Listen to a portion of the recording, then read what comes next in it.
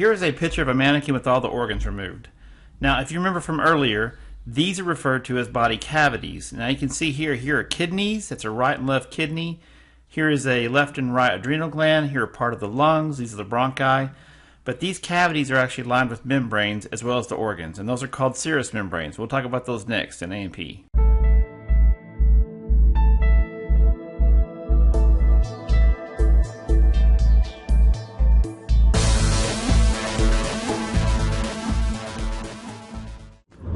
Serous membranes actually have two different functions. Number one, they hold organs in place in their respective body cavities. And number two, they do allow some movement of these organs without developing friction. And what happens is there is a membrane that forms a double-layered sac on each individual organ. Let me show you that next. Here's an example of how serous membranes work. This is a lung. This is going to be representative of a left lung. And this fluid-filled balloon is going to represent the two layers that will form what are called serous membranes. Now, you've noticed that here we have both sides of the lungs. This is a trachea, the bronchi, and now we have an outside layer this way, goes all around the outside. We have an inside layer that is right next to the organ, and now we have a space, and in this case, that is filled with what is called serous fluid.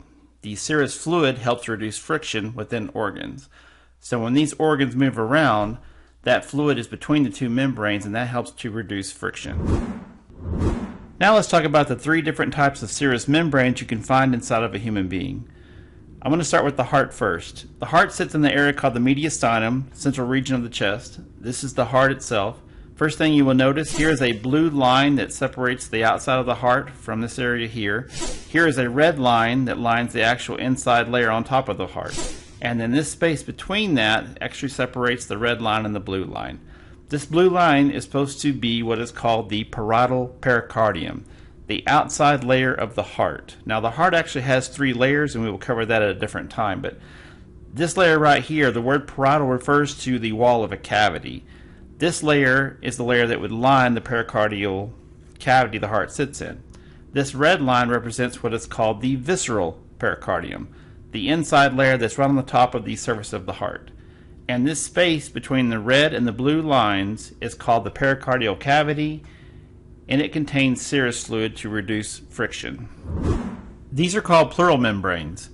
Same setup. Here you have a left lung, a right lung, the trachea, the left and right primary bronchi going down to the lungs, and the first thing you notice here, once again, here is a blue line that separates the lungs from the outside here.